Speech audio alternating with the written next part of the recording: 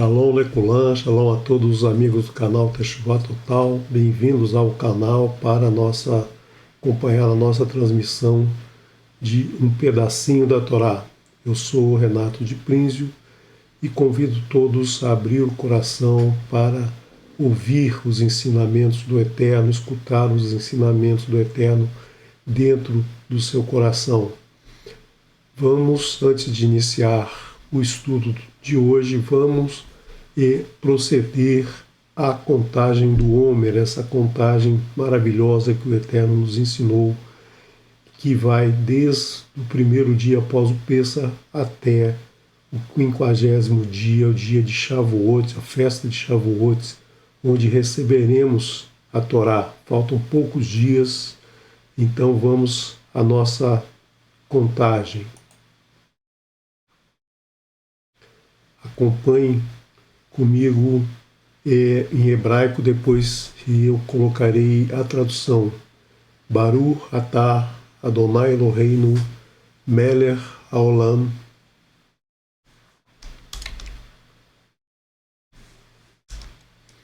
asher kideshanu bemitzvotav v'tzivanu al sefira haomer hayom shiva ezrim ve'ezrim Yom Laomer. Abençoado sejas tu, Eterno, nosso Elohim, Rei do Universo,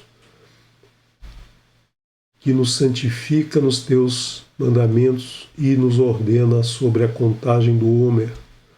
Hoje é o dia 27 do Homer.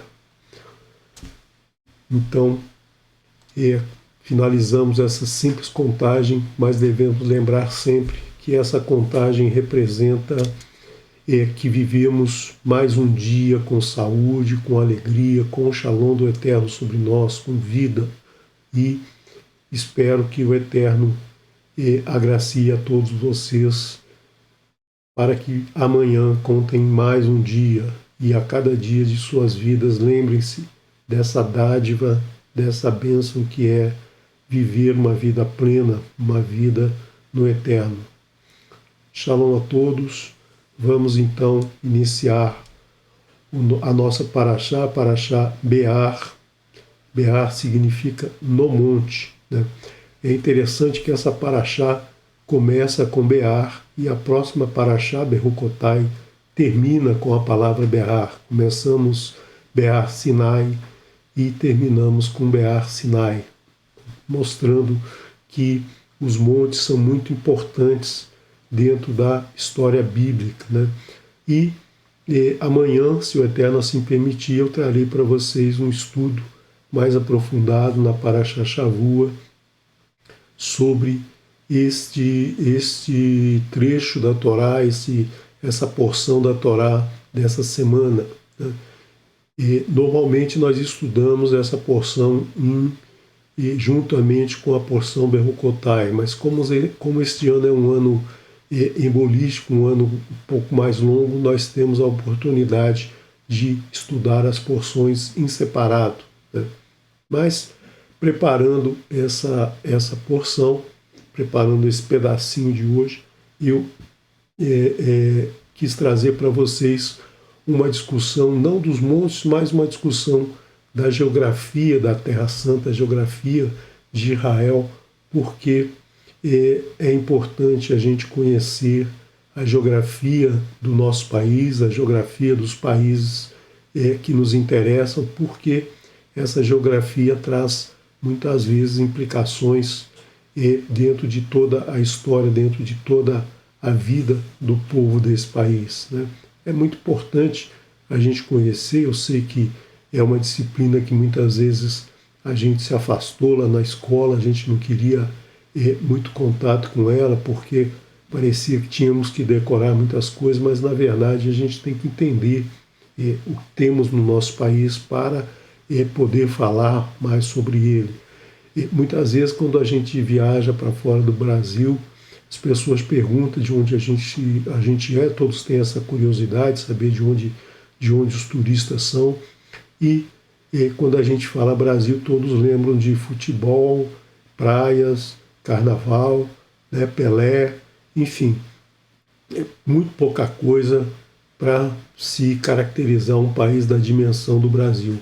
E esquece-se que o Brasil é muito mais do que futebol e carnaval, né? Nós temos um país continental, um país com diversos acidentes geográficos muito importantes. Nós temos a Caatinga, nós temos o Cerrado, nós temos o Pampa, nós temos a Floresta Amazônica, nós temos cachoeiras, nós temos o Pantanal, nós temos a Chapada Diamantina, praias lindíssimas, além da praia mais conhecida aqui de Copacabana, no Rio de Janeiro. Então nós temos também uma diversidade, uma biodiversidade enorme no país, animais de diversas espécies no país inteiro. Nós temos uma culinária fantástica em diversas cidades do país. Então, caracterizar o país só pelo carnaval e pelo futebol é muito pouco, né? Então, é importante, quando a gente estuda a Torá, a gente tentar conhecer um pouquinho também do que é a geografia daquela terra, né? Porque se a gente for estudar, por exemplo, a mitologia nórdica, né, a gente vai ver que Odin e Thor vivem no Valhalla, seja lá onde for isso, ninguém sabe onde é, ninguém nunca viu, né? Se a gente for para o Oriente, lá vamos ver aqueles monte de deuses que vivem em um lugar que ninguém nunca viu, ninguém sabe onde é. Se a gente for para o Olimpo grego ou romano, a gente vê aqueles deuses todos vivendo num lugar também que ninguém conhece. Mas se a gente for estudar a Torá e se a gente for querer saber onde é o Iardém, a gente pode ir lá e mergulhar, entrar dentro da água do Iardém. Se a gente quer saber onde foi entregue as tábuas com os 10 pronunciamentos, a gente pode chegar no Monte Sinai, muito difícil hoje, né? Mas podemos chegar, a gente sabe que o monte está lá, a gente tem fotos desse monte. Se a gente quiser saber onde era o Egito, a gente sabe chegar no Egito. Então, toda a história da Torá, ela existe, né? Os locais existem. Nós temos muita arqueologia de locais que foram devastados, mas que mostra a sua presença está lá. Nós vemos a cidade de Súcia, onde os seguidores de Yeshua ficaram muito tempo. Então, nós podemos acompanhar toda a história da Torá. É uma história real, ela nos traz um fato que aconteceu e nós temos como provar isso, nós temos como passear, caminhar no mesmo caminho que Moshe caminhou, no mesmo caminho que Abraão caminhou, no mesmo caminho que Yeshua caminhou. Então, talvez por isso a Torá cause tanto espanto em muitas pessoas que não querem nem ouvir falar e outras pessoas que a estudam diariamente e se debruçam sobre os seus ensinamentos, porque é um ensinamento de algo que realmente existe, né? Hoje as pessoas não gostam muito dessa realidade, muita gente não gosta da realidade, prefere assistir filmes, novelas, enfim, se deliciar com a literatura de situações inexistentes, como super-heróis, né? Viagem no tempo, tudo o que nos tira da realidade, porque isso não existe, isso a gente não tem como comprovar, como a gente não tem como colocar o dedo, a gente não tem como ver essa situação. E nós vamos iniciar, em 2 semanas, nós vamos iniciar um novo livro, o livro de Bamidbar, e quando a gente fala em Midbar, deserto, a gente sempre pensa, logo de cara a gente pensa em camelos, né, caminhando por um areal enorme, né, que é a imagem que nós temos gravada na nossa cabeça do deserto. Mas o deserto de Israel, os desertos da Bíblia, eles são diferentes, eles têm pequenas montanhas, eles têm muita pedra, eles têm até um pouco de vegetação, né, uma vegetação rasteira de um lugar muito seco, um lugar que chove muito pouco. Né? Israel, nós vamos ver uma região que chove pouquíssimo, muito pouca água, é o país que menos água tem, e é um país que luta muito com a questão da água, porque a gente sabe que água é vida, né? E desde os primeiros momentos da história a gente vê o povo de Israel sempre às voltas com as dificuldades da água. E a gente falando em Israel, a gente lendo sobre Israel na Torá, a gente tem que entender onde é que fica Israel, buscar no mapa mundi onde é que fica Israel, né? Se a gente procurar aqui, por exemplo, nesse mapa, né? Esse mapa que está aqui com as duas partes do nosso globo terrestre, a gente tem aqui a África, a Ásia, a Europa, os Estados Unidos, aqui nós temos a América Latina, Canadá, Estados Unidos, América Central. E onde que fica Israel? Onde que fica esse país que causa tanta discussão no mundo, um país que é visado por todo mundo, um país que volta e meia está no noticiário, que tanta coisa acontece nesse país, né? Além de tudo que a gente pode estudar na Torá. Até hoje, Israel é o país, talvez o país mais antigo que se mantém, muitos impérios, Império Romano, Império Grego, né, Império Egípcio, todos eles duraram um tempo e desapareceram, e Israel existe desde aquela época. Então, a gente pode procurar Israel exatamente aqui no coração do mundo. Né? A gente fala coração não porque ele está no meio do mundo, mas porque Israel está numa posição aqui de muita importância estratégica. Quando a gente estuda como eram feitos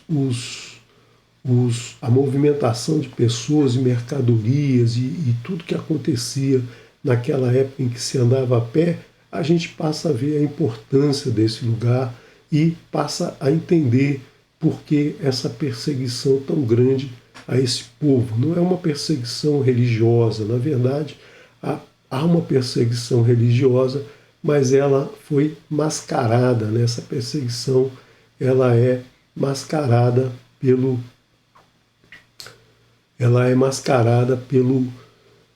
grande interesse, que é o interesse mais econômico do que religioso. Por quê? Porque hoje as pessoas têm uma facilidade em comprar qualquer coisa. Né? A gente pode, com um celular, a gente pode comprar alguma coisa que virá, a gente não sabe de onde, mas em poucos dias está chegando na nossa casa. Né? Então, você compra pela internet, você compra qualquer coisa e não sabe de onde veio, por onde passou, como é que chegou na sua casa aquilo. Mas se a gente falar de 1900 para trás, quando a maioria do transporte era feito em lombo de animais ou em navios, né, que levavam um tempo muito grande de viagem, por exemplo, quem saía da Europa e quisesse ir à Índia tinha que atravessar aqui todo o continente africano até chegar aqui, era uma viagem de muitos dias, né? Então, para você receber qualquer coisa pelo correio, você ia levar aí uns 3, 4 meses até chegar na sua mão alguma coisa que te interessasse, né? Nessa época, principalmente, eram alimentos, especiarias, né? Condimentos que eram utilizados na alimentação, vestuário, enfim. E então o caminho terrestre era obrigatoriamente passado por aqui. Né? Então, para se chegar à Europa, se passava por aqui ou por aqui também, mas esse caminho era muito usado. E mais para trás, na época da Torá, na época dos reis, até a Idade Média, o caminho todo era feito por aqui, na época do Egito, né, do Império do Egito, tudo era feito por aqui, era esse o caminho utilizado para o transporte de alimentos, para a movimentação de pessoas que iam de um lugar para outro. Então todos tinham que passar por Israel, todos tinham que passar pela Terra Santa, né? Então por isso que a gente entende que o Império Romano que vivia aqui, né, que começou aqui, ele tomou conta de Israel, que era um pouco distante deles, que talvez não interessasse se fosse, por exemplo, se Israel estivesse aqui, né, se fosse aqui nessa região da África, certamente não incomodaria ninguém, ou se fosse aqui na ilha de Madagascar, essa ilhazinha que fica aqui na África, né, esse país não incomodaria ninguém, poderia lá ter a sua cultura, a sua religião, os seus ensinamentos, que ninguém se aborreceria com isso e até aceitariam muito bem, como aceitam aí o Olimpo grego, como se aceita os deuses do hinduísmo, né? E tantos outros que são objeto de estudo de muita gente, né? Mas a Torá, né, os ensinamentos do Eterno, trazem essa complicação, porque justamente o ensinamento é dado a um povo que fica exatamente no meio do caminho e que muita gente gostaria de ter esse caminho para si, gostaria de dominar, né? É como um pedágio numa estrada, ninguém quer pagar, ninguém quer passar pelo pedágio, mas o pedágio está ali, e aí você passa, você paga, você se aborrece com o pedágio, você reclama, né? Mas você, se possível, ser o dono do pedágio, você gostaria muito de ganhar um dinheiro ali, porque todo mundo que quisesse passar naquela estrada teria que pagar pedágio para você. E aqui o caso é que todos que queriam fazer esse movimento tinham que passar por Israel. Então isso levava ao interesse desses reinos todos que existiam aqui, a Grécia, a Roma e a Síria, todos eles quiseram e invadiram Israel, e até a sua independência em 1948, Israel passou por muitas dificuldades, muitas guerras, muitas opressões aconteceram aqui, né? Israel nasce exatamente no meio dos três continentes, os três continentes que surgiram a partir dos três filhos de Noa, né? Nós temos lá que Noa tinha 3 filhos e foi repovoar o mundo. Esses 3 filhos que repovoaram o mundo, e Éfet veio aqui para essa região da Grécia, né? Os filhos de Ram vieram aqui para a África, Mitzrayim veio para cá, Cuxi foi fundar a Etiópia, né? Então todos eles aqui nessa região, e nós temos que a Mesopotâmia, que é essa região aqui, ficou com os filhos de Shem, e foi prometido a eles que eles tomariam conta dessa terra, essa terra que foi prometida pelo Eterno, né? Então nós temos essa região como o coração do mundo, porque assim como o coração bombeia o sangue para todos os pontos do nosso corpo, é por Israel que se fazia o movimento dos povos para todo o continente africano, para a Ásia, para a Europa, né, que era o mundo conhecido naquela época, né? Então, o coração do mundo é aqui, e se a gente olhar aqui nesse planisfério, nesse mapa planificado, nessa esfera planificada, a gente tem aí, a grosso modo, né, visualmente, a gente tem uma mesma quantidade de terra de um lado e do outro, ou seja, mostrando aí que o coração realmente está no centro, né, no baricentro do mundo, então no centro geográfico do mundo. Então é muito importante a gente ter esse conhecimento. E durante toda a história, Israel teve vários nomes. Ele teve o nome de Terra Prometida, né? A terra que o Eterno fez um pacto com Abraão, e disse a ele que os seus descendentes ocupariam essa terra, mas isso levaria ainda 400 anos, como a gente viu no último pedacinho da Torá, quando a gente falou sobre o espaço e o tempo. E quando Yaakov luta com o mensageiro do Eterno, com o anjo, né, famoso, combate dele com o anjo e vence, passa o seu nome a Israel. Essa terra prometida, então, passa a ser a terra prometida aos seus descendentes, a terra prometida a Israel. Depois, essa terra é uma terra baixa, como a gente vai ver. Essa terra, ela fica na sua maior parte abaixo do nível do mar, é uma terra baixa, é a terra de Canaã. E na época do primeiro século da Era Comum, houve uma grande revolta de Israel contra o domínio aqui de Roma, né? Roma dominava e aí ocupou essa área aqui, né? E houve uma grande revolta liderada por Bar Kokhba. Bar Kokhba se auto-intitulou Mashiach e foi apoiado por Ravi Akiva. Ravi Akiva era um rabino que ensinava a Torá, que tinha muitos alunos, mas ele, não aceitando que Yeshua é o Mashiach, ele apoiou com o Mashiach Bar Kokhba, porque via nele a possibilidade de libertação de Israel do jugo romano. E com essa revolta morreram milhares e milhares de judeus, né? E então, quando Roma venceu, Roma isolou os judeus.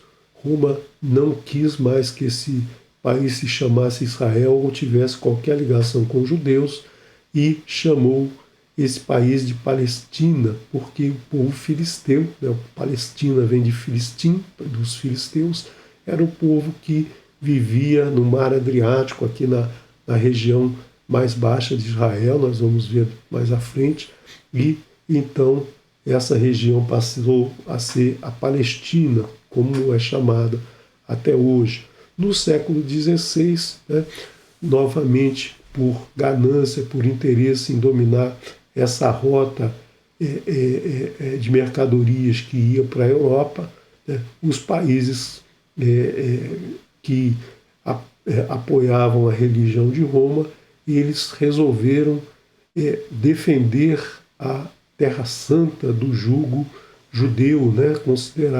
Taxaram os judeus de maus, de perversos, e aí queriam libertar a Terra Santa, mas na verdade eles queriam o domínio econômico dessa região, né? Muito disso acontece hoje, né? Muitos interesses econômicos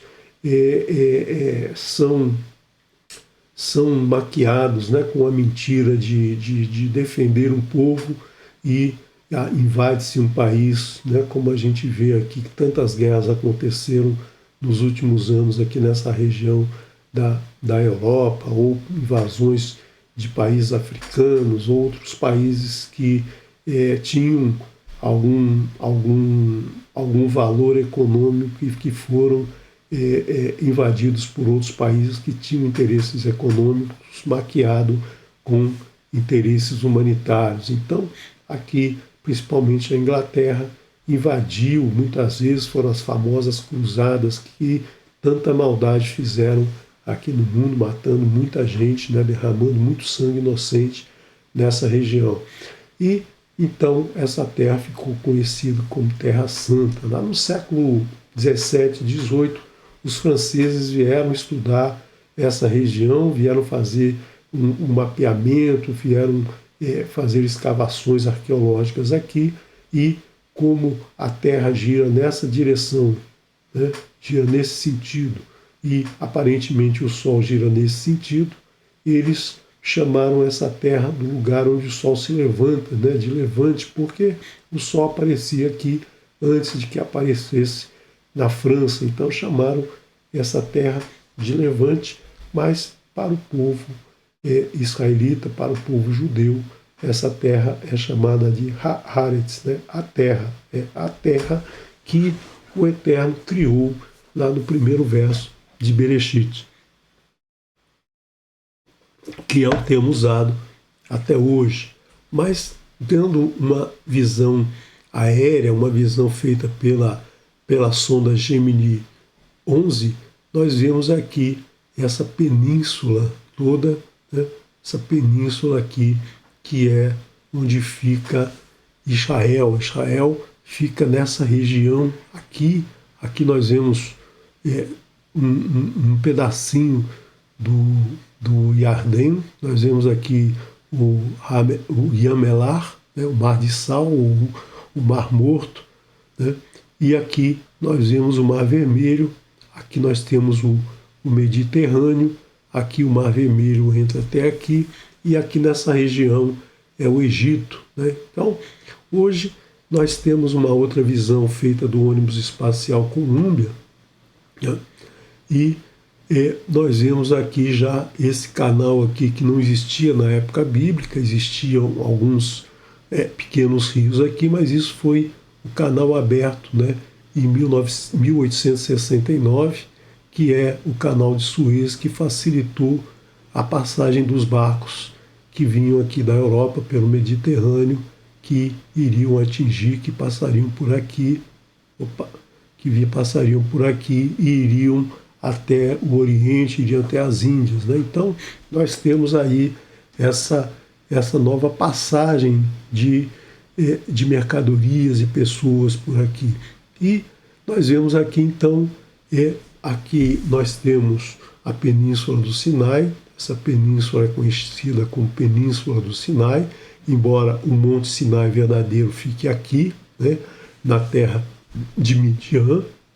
Então, a gente tem que lembrar lá da Parashá Bechalá, no capítulo 14 de Shemot, né, quando Moshe atravessa, aí o Yansuf era algo que ficava por aqui, que não existe mais, não aparece mais, não sabemos exatamente onde fica, e Moshe atravessa por aqui, vai até a região de seu sogro aqui em Midian, né, e é aqui no Sinai que ele recebe também as tábuas com as 10 das palavras, e aí ele caminha 40 anos aqui nesse deserto, né?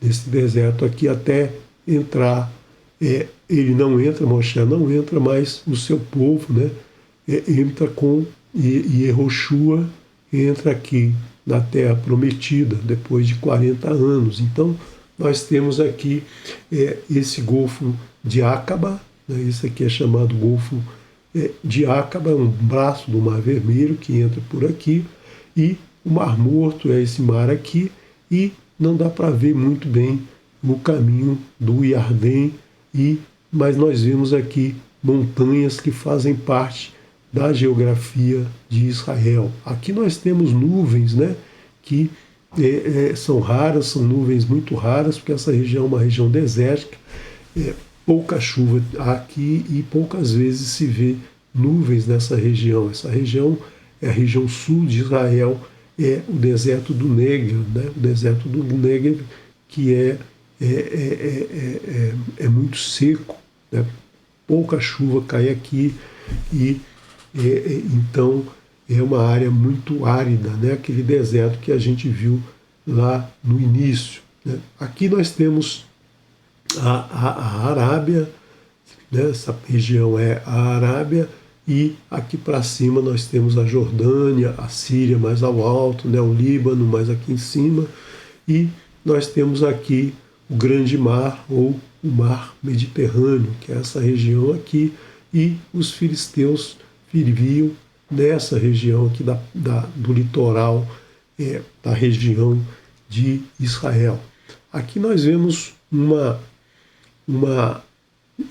mapa político de Israel, né? Nós temos aqui ao sul Beersheba e ao norte a província de Dan, né?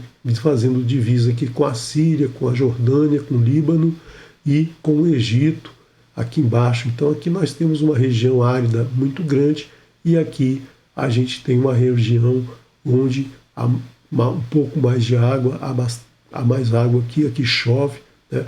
E toda a história da Bíblia se passa principalmente aqui na Cisjordânia, né, que é a região onde nós encontramos muitos dados arqueológicos da história contada na Torá e nos profetas e nos escritos nazarenos, aqui a Galileia, Nazaré, o Mar da Galileia, aqui ao norte, que é mais conhecido, que é mais discutido nos livros dos escritos nazarenos. Então, nós temos aqui alguns pontos importantes. A cidade de Jericó, a cidade mais antiga conhecida, né? Uma cidade que tem cerca de 9.000 anos, já tem escavações aí que acham construções de 9.000 anos atrás. Jerusalém, Shechem, a primeira cidade citada na Torá, a cidade onde Abraão chega, né? Então compra aqui a tumba para sua esposa Sarai. Nós temos o Monte Tabor, nós temos o Monte Carmel, aqui fica a Cesareia Marítima, né? Que quem assistiu no momento do hebraico dessa semana fez uma visita uma visita virtual aqui à Cesareia Marítima. Nós fizemos uma outra visita aqui aqui nós vimos na quarta-feira, e aqui Tel Aviv ou Yafa, né, a região que a gente viu aqui na terça-feira, né, com o Moré Marcos Felipe, em uma de suas viagens, nos trouxe e nos brindou com uma maravilhosa viagem aqui por Israel, mesmo que uma viagem curta, deu para gente perceber a beleza, né, que existe, e os dados históricos, a arqueologia toda que nós temos aqui em Cesareia Marítima. Aqui nós temos Cesareia de Filipe, mais aqui ao norte, né? Então são dados importantes que são citados nos escritos, são citados na Escritura Sagrada, e você vai lá, está lá, né? Você vai em Cesareia Marítima, você vê o estágio lá onde se derramava muito sangue, mas você vai em Shechem, você vê lá o Monte Grizinho, o Monte Eival, você vai aqui no rio Iardém e verifica onde Yehoshua atravessou o mar, atravessou o rio para conquistar toda a terra. Você vai em Beersheba, você pode ir em qualquer lugar narrado na Escritura e você pode encontrar isso não é ficção, isso não é dado, inventado, não é uma fantasia, na verdade tudo existiu, né? Então o Egito está lá, né? Você pode ir ao Egito, o Mar de Sal está aqui, e você tem o monte lá onde ficava amassada a fortaleza que foi destruída na época da conquista da libertação do povo, né? Então nós temos todas essas regiões marcadas, existentes naquela região, e você pode então conhecer todos os locais citados na Torá. E Israel comemorou no último dia 5 de Iyar, né, de 5.708, eles receberam a independência do país. O país recebeu a independência dada pela ONU, né? Esse 5 de Iyar caiu no nosso ano, caiu exatamente no dia 5 de maio, né? Semana passada. Então Israel completou 74 anos da sua independência, mas no calendário gregoriano foi o dia 14 de maio de 1948. Então quem quiser comemorar de novo agora no próximo Shabá, pode comemorar essa independência aqui pelo calendário gregoriano, né? Então essa região aqui é uma região que não é muito grande, né? Se a gente verificar aqui esse mapa, nós vemos que Israel tem uma área de 20.000 quilômetros quadrados, né? É uma região muito pequena. Se a gente pensar aqui no menor estado do Brasil, que é Sergipe, que tem quase 22 mil quilômetros quadrados, a gente vê que Israel poderia caber muito bem dentro do Brasil, né?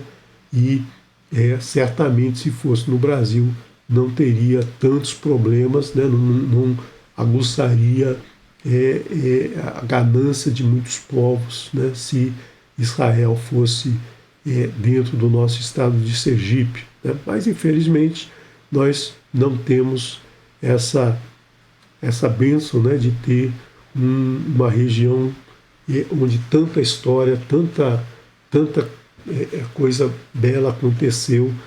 Nós não temos isso próximo de nós, mas podemos ir visitar Israel a qualquer momento, né, desde que se permita. Né? Eu estou tentando ir há 2 anos, mas infelizmente não deu por causa dessa situação toda aí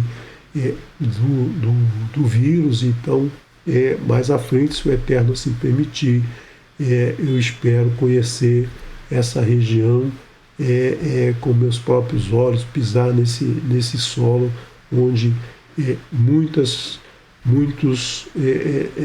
figuras santas, né, caminharam, né, como Moshe, nessa região que Moshe caminhou, ou onde Yeshua caminhou, passear pela Galiléia, passear em Nazaré, né, subir os montes todos. Né? Então vai ser um sonho que, quem sabe, um dia a gente consiga realizar.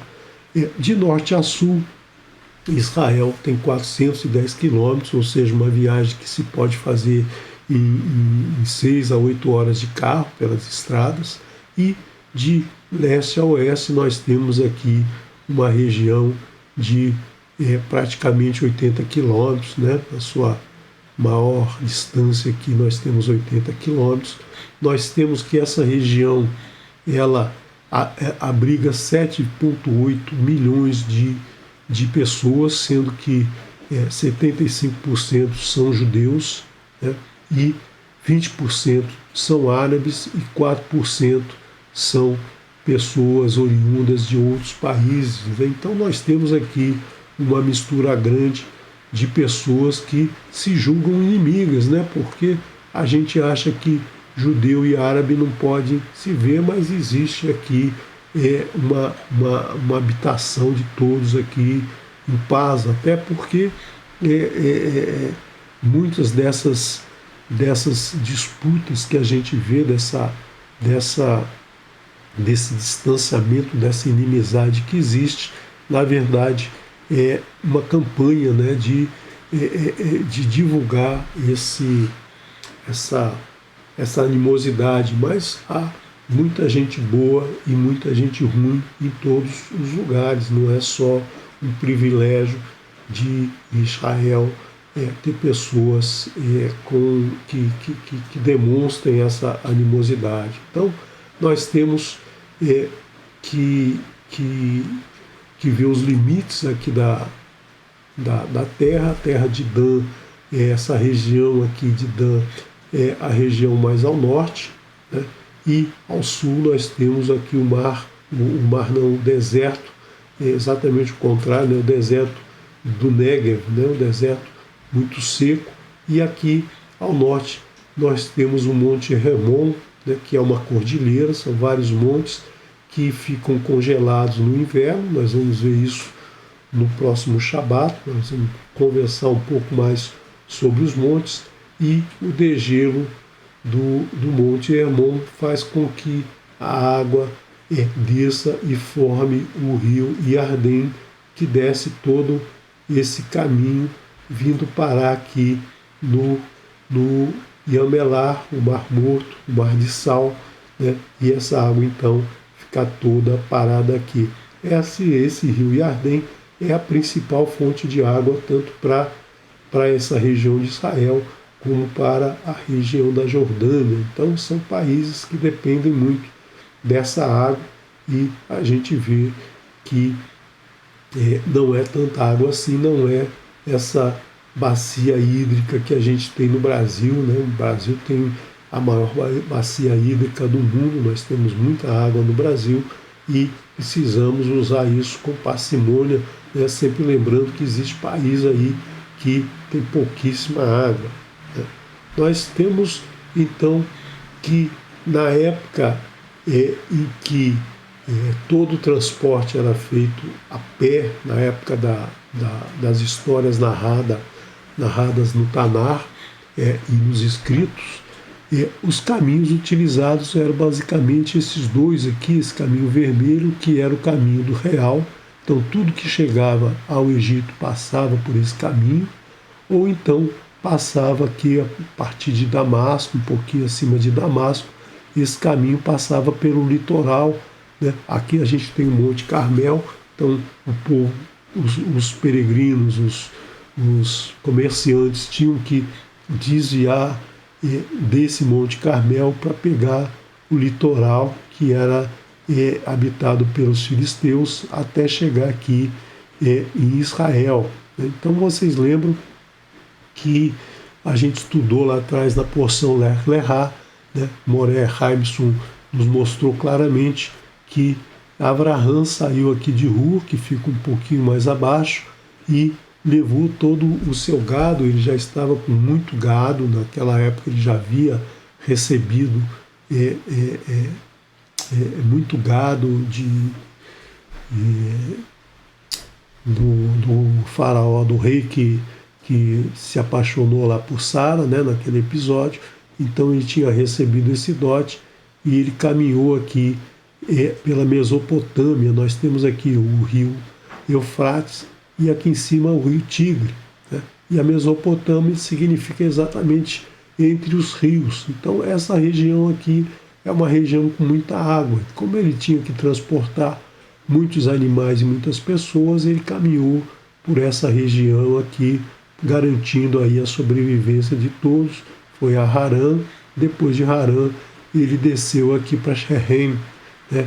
Passando em Damasco. Nós sabemos que ele tinha lá um servo muito fiel, né? Elazar, que era um Damasceno, né? Que é o que ele imaginava que ia ser o seu sucessor, né? Antes de que Sara tivesse Yitzhak, né? Então ele passa por essa região e vem até aqui. Então essa região do caminho do mar, ele é uma região que esse caminho foi muito importante para o trânsito de mercadores, de soldados, enfim, todos passavam por aqui, ou então por essa rota, caminho real, que fazia um desvio aqui, porque aqui nós temos montanhas que dificultam o caminho. Então a gente tem que entender que nas caminhadas, nessa peregrinação, sempre se buscava um caminho que tinha água para manter a vida de todos, mas também um caminho que facilitasse a passagem, né? Então caminhava-se por leitos de rio, né? Muitos desses pequenos rios aqui, na época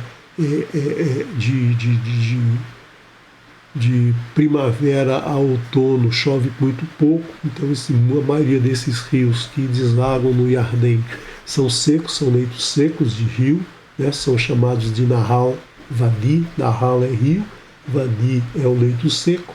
Então Nahal Vadi eram muito utilizados para se caminhar por eles, mas na época de chuva isso era impossível. Esses rios todos não permitem a navegação de barcos, então tinha que se caminhar mesmo pela borda, pelas margens dos rios, né, pelas cidades que ficavam próximas dos rios. Então todo peregrino tenta caminhar na região onde há muita água e onde não existe dificuldade para a movimentação das pessoas, né? Então você não tem que subir uma montanha ou descer uma montanha, o que acontecia aqui nessa região, que é muito montanhosa, essa região aqui e essa região aqui.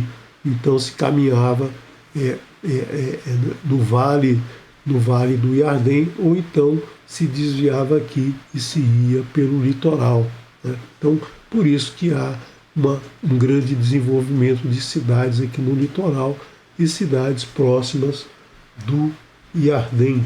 Então, nós temos que a primeira cidade citada na Torá é a cidade de Sherem, né? E aqui nós temos uma visão atual da cidade de Sherem, né? Com o Monte Eival aqui, né? Aqui fica o Monte Eival, aqui nós temos o poço de Yaakov, né? Então nós vemos lá no capítulo 12 de Bereshit, né, que esse povo todo, né, o povo israelita ou o povo judeu atual, esse povo não é nascido na terra de Israel, esse povo não surgiu na terra de Israel, essa terra foi dada a eles, né? Então eles criaram a identidade judaica nessa região, mas eles não são dessa região, essa terra lhes foi dada pelo Eterno.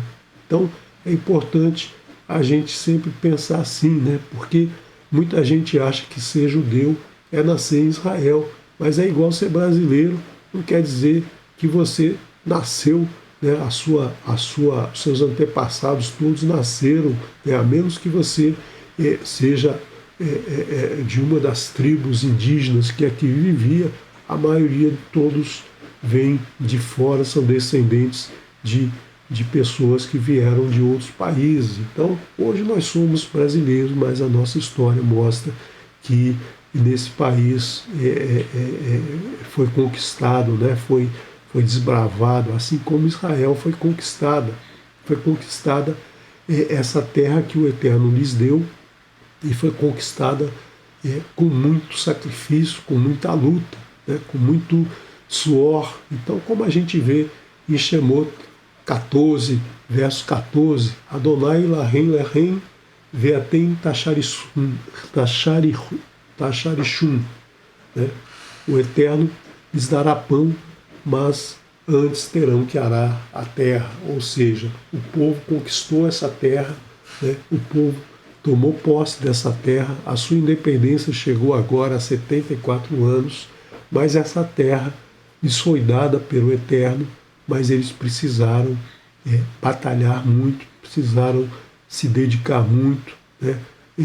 Sofreram muito para conquistar essa terra, né? Abraão comprou um pedaço de terra aqui em Sherem, mas os seus descendentes herdaram a terra, né? Os seus descendentes conquistaram a terra depois de tanto sacrifício, depois de passar 40 anos, né, os últimos 40 anos no deserto, sendo alimentados pelo Eterno todos os dias, né? E o povo então veio de outra região e tomou posse da terra, tomou posse das montanhas dessa terra. Nós temos aqui uma visão da topografia dessa região, então nós vemos aqui vários montes, né? E algumas ligações entre o Iardém e o mar. Por exemplo, aqui a gente tem o Vale de Yezreel, né? Que permite uma ligação do Iardém com o mar Mediterrâneo. Aqui nós temos uma outra passagem que Yehoshua usou para atravessar e conquistar essa região.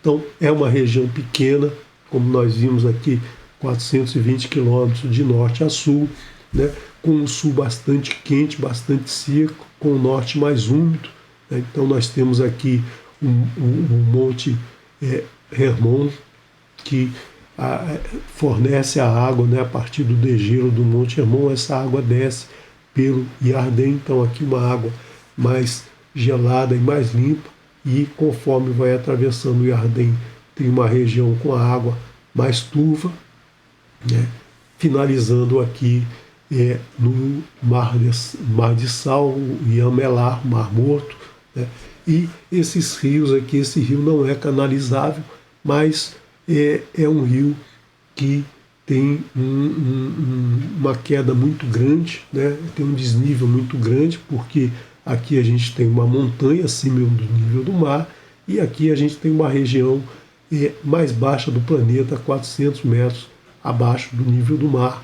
Então, se a gente pegar aqui um corte dessa região, aqui a gente vê que o mar Mediterrâneo está aqui, então há uma subida muito grande, né? Nós temos uma subida aqui de mais ou menos 1.000 metros e em 22 quilômetros a gente cai para menos 430 metros do nível do mar. Então uma queda muito grande, né? Uma queda muito grande nessas montanhas daqui em pouco tempo. Então a gente vê aqui que é uma região muito muito íngreme, né? Então é muito importante a gente verificar que isso impactou muito nas histórias, impactou muito nas guerras que houveram na época dos reis, né? Então a gente entendendo essa geografia, a gente pode entender por que as histórias aconteceram como aconteceu na narrativa bíblica, né? E aqui nós temos então uma outra visão dos montes, né? Aqui nós temos uma região pouco elevada, cerca aí de 500 metros de altitude, né? Formada basicamente por calcário. Depois nós temos uma região mais alta e depois uma queda bastante abrupta aqui desse lado, né? Então, mostrando aqui uma região que é uma região que tem cerca de 30 a 50 milhões de anos, né? Isso aqui nós temos dados aí de geologia, né? Mostrando que essa região aqui ela é formada por uma fenda tectônica, né? Tinha uma placa tectônica desse lado, uma placa tectônica desse lado, que ao se juntarem formaram uma fenda aqui que vai desde aqui de cima da Síria até Moçambique, né? Uma fenda aí de 4.800 quilômetros, né? E formando aqui esse vale do Iardém, formando essa grande depressão que é o centro, né? O centro da nossa Terra, o centro que a gente viu, um centro de passagem comercial, o coração de distribuição das rotas dessa região. Então é muito importante a gente conhecer um pouco dessa geografia para a gente poder entender um pouco mais a geologia para entender um pouco mais a história narrada em toda a Torá, né? Então nós temos aqui vários montes, né? Nós temos o Monte Nevô, aqui o Monte Nevô, onde Moshe subiu e avistou toda a região que seria dado ao povo israelita na época, né? Aqui nós temos por onde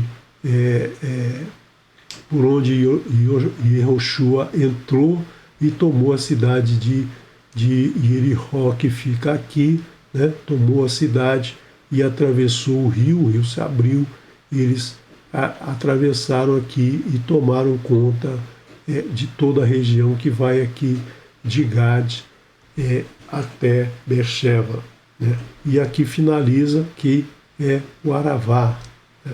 Então, Halak, como é citado aqui no livro de Yehoshua, capítulo 11, verso 16, o Monte Halak, aqui embaixo, o Monte Gaad, nessa região de Gaad, aqui aos pés do Lebanon.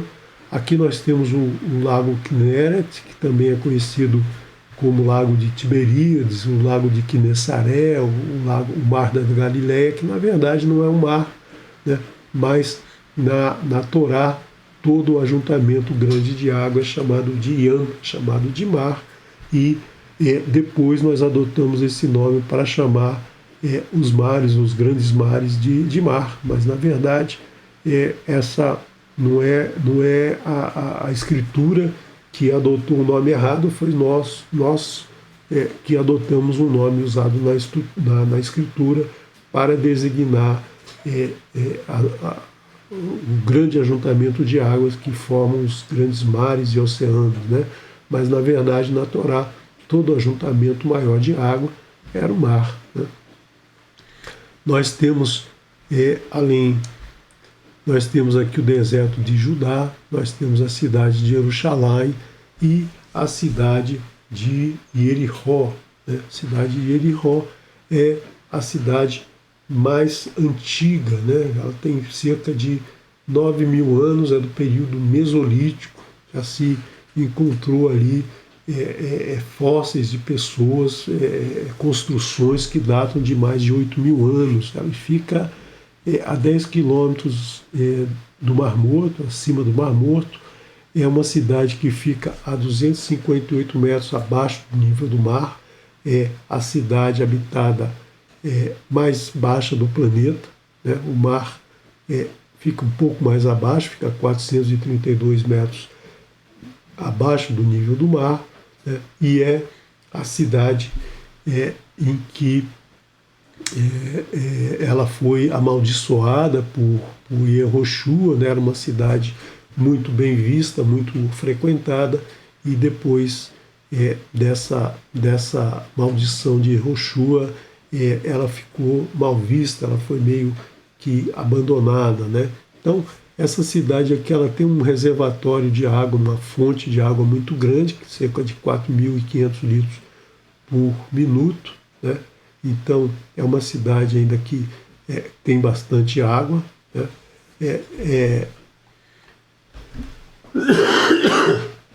E nós temos o rio Iardém, né? O rio Iardém que nasce lá na cordilheira chamada de Monte Hermon. O Monte Hermon é o mais alto, é o mais famoso, mas são vários montes que formam o degelo desses 4 montes, formam 4 rios, né? E esses 4 rios, então, dão origem ao Iardém, né? Que enche esse pequeno mar aqui, depois enche o Mar da Galileia e depois termina aqui no Mar Morto, enchendo o Mar Morto, né? E aqui em cima nós temos uma região bastante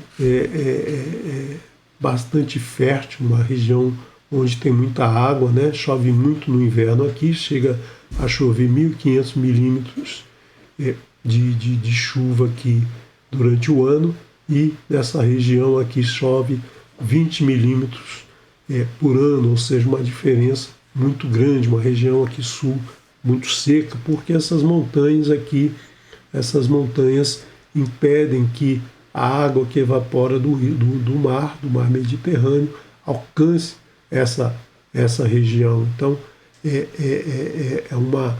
a montanha forma uma barreira para essa evaporação se transformar em chuva nessa região mais ao sul. Nós temos aqui uma outra vista, né, do Mar Morto, né?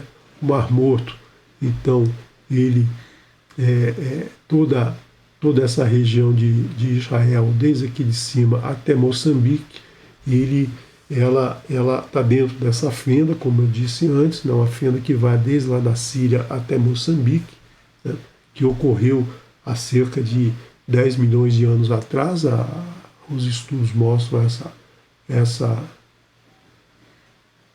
essa situação, né?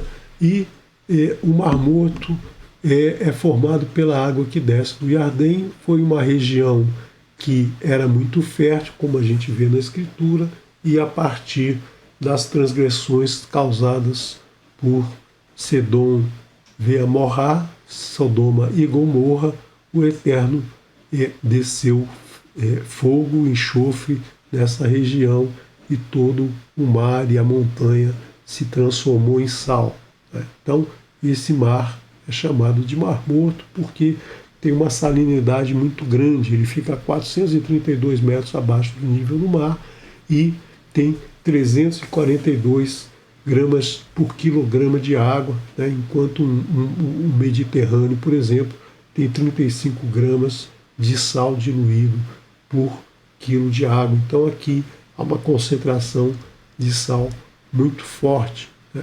E essa região aqui, né, Monte de Acaba ou Eilat, na região de Israel, né, é uma região onde há muito cobre, né? Se verifica aqui que existia mina de cobre nessa região. Shilomo tinha mina de cobre e aqui, né, construía navios para transportar esse cobre. E essa região então é avermelhada, é uma região, digamos, Edom, né? O vermelho de Edom é o vermelho que é Edom, né? Essa região é muito avermelhada e possivelmente isso deu o nome a esse mar de Mar Vermelho, né? O Mar Vermelho que Moshe atravessou, o Yam Suf, não tem nada a ver com esse mar. Esse mar é Mar Vermelho, não porque foi uma tradução errada da palavra reed, né? Na verdade, o Mar Vermelho, conhecido como o local de passagem de Yeshua, de Moshe, e Yeshua também, e Yehoshua, essa região aqui, que fica mais aqui em cima, né?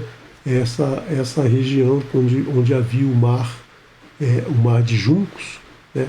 Não tem nada a ver com esse Mar Vermelho dessa região que fica aqui abaixo do Golfo de Acaba, né?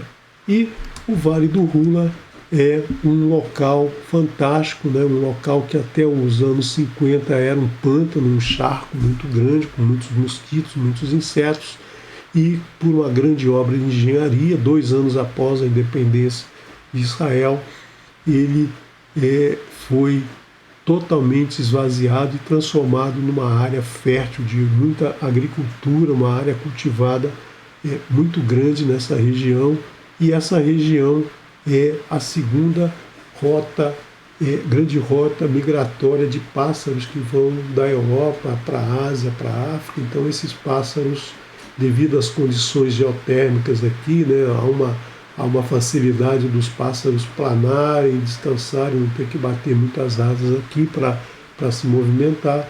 Então eles escolhem essa região para fazer um repouso antes de seguir a sua viagem migratória entre essas regiões. Então cerca de 1,5 milhão de pássaros anualmente param aí alguns dias, né? São 37 espécies diferentes de pássaros que passam aqui.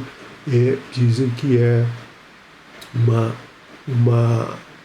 uma maravilha olhar todos esses pássaros, né? Então essa região foi uma região recuperada pelo ser humano, né? Então ela com certeza destruiu um ecossistema que existia, né? Porque era um pântano, existia uma biodiversidade ali que foi transformada e hoje se procura recuperar um pouco dessa biodiversidade. Então o povo judeu, eles trabalham muito a terra, desenvolvem muita tecnologia nessa terra para aproveitar toda a água, toda a área, para torná-la produtiva para o cultivo, para a produção de alimentos, para a produção de bens para toda a sua população, e toda essa tecnologia é compartilhada com o restante do mundo, né? Então a gente verifica muito desse empenho do povo judeu no desenvolvimento desse país, dessa terra que eles receberam do Eterno, uma terra que lhes foi dada pelo Eterno e que eles tiveram que conquistar, que fazer por onde merecer. Então, Israel é isso, é essa mensagem que a gente tem de Israel. Todos podemos chegar a Israel, né?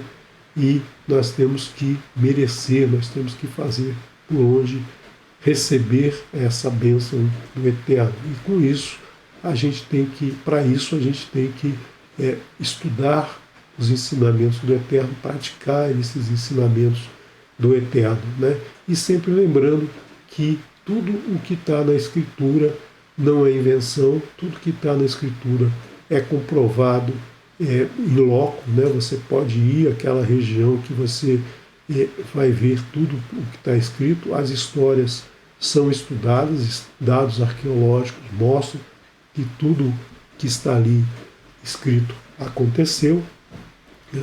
Então é muito importante que a gente estude, que a gente conheça além do que está na Escritura, né? Porque muita gente pode ler a Escritura e achar que tudo aquilo é fantasia, tudo aquilo foi criado por alguém, mas na verdade tudo ali existe, né? Não é igual o Olimpo grego, não é igual ao Olimpo romano, não é igual a outras regiões onde habitam deuses e ninguém sabe onde é isso, ninguém tem a menor noção do que é isso, né? Toda a história da Torá é calcada na sua geografia, tudo existe e está ali para ser comprovado. Shalom, shalom. Quero deixar vocês aí com a música da dupla Apavarim, né? A música Aves Migratórias aí, em homenagem às aves migratórias que param no Vale do Hula. Amanhã, então, nos vemos a partir das 18 horas no estudo semanal da Parashá Shavua. Tá? Até amanhã, que o Eterno nos abençoe.